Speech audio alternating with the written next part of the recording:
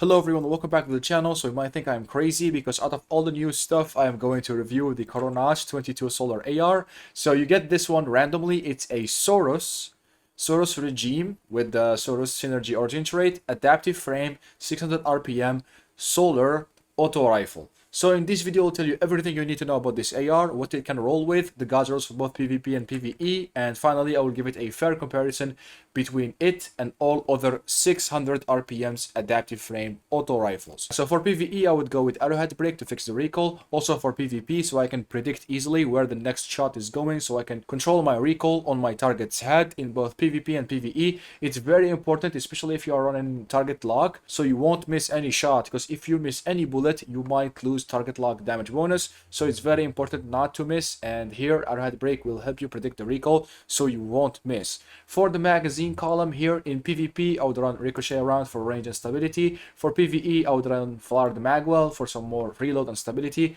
Reload is very important in PvE, as you all know. So for the third column here, I will take surplus for both PvP and PvE for the bonus in stats, bonus handling, bonus reload, bonus stability. For PvE, you might get away with Feeding Frenzy. It's really good, it helps your reload. For PvP, you also can go with Perfect Float for some more anti-flinch. But in my opinion, surplus is very balanced for both aspects of the game, PvP and PvE. Finally, for the fourth column here, I have to talk more about this specific perks. So since this AR is not that great, as I will show you why later, I highly advise you go with either Cascade Point or Target Lock, mainly because for Incandescent, if you have a solar build that requires Incandescent or that can be enhanced by Incandescent, I would still recommend using your good old Callous Metal with Incandescent and Unrelenting.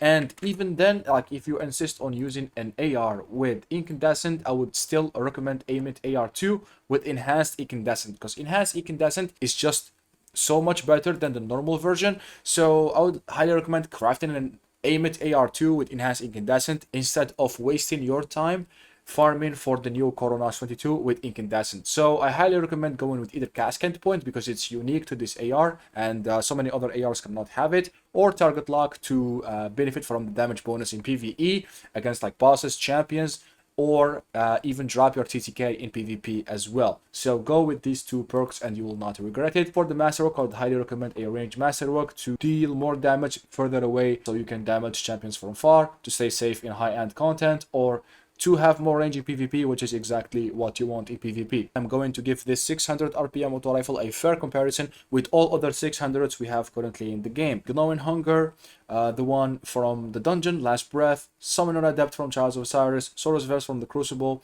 this one which is new with Neomuna, Arc Logic from the Moon, and Duty Bound from Vanguard. As you can see, you can clearly see all ARs have more handling, more reload, and more aim assist than this specific one. This is why I won't recommend farming for a gauge roll unless you want to abuse Target Lock or Cascade Point on it, because they are pretty unique to this new AR. But stat-wise, it has pretty low stats, like very low handling, very low reload, very low aim assist. The range department, it has a pretty below average range, and for the zoom value, it has an average zoom value of 16. Duty Bound is an outlier, but we don't really care about Duty Bound here in this video. It's very below average compared to all other 600 RPM auto rifles. For 600 RPM auto rifle, it doesn't even come close to the Summoner Adept, as you can see right here, because it has access to rangefinder for easy. It doesn't even come close to its big brother, the Summoner Adept. It is a solar 600 RPM, so it's basically the same. It has alacrity that will make it go crazy if you are the last one in the fire team.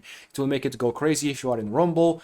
It has rangefinder for some crazy ranges. It has elemental capacitor, all the good perks, dynamic sway, moving target. It has better perk pull for PvP, and even have Golden Tricorn for PvE, and Focus Fury as well. So I think Summoner is just a way better option for PvP mostly, and for PvE, if you want Incandescent, I would still recommend Aimit AR2 with Enhanced Incandescent. So finally, let's head back to the game, and I want to show you something. So if you are going to use the Overload round mod this season against Overloads, I would highly recommend Stilkin to your Callous Mini Tool. It is so much better with Enhanced Incandescent, Enhanced Unrelenting.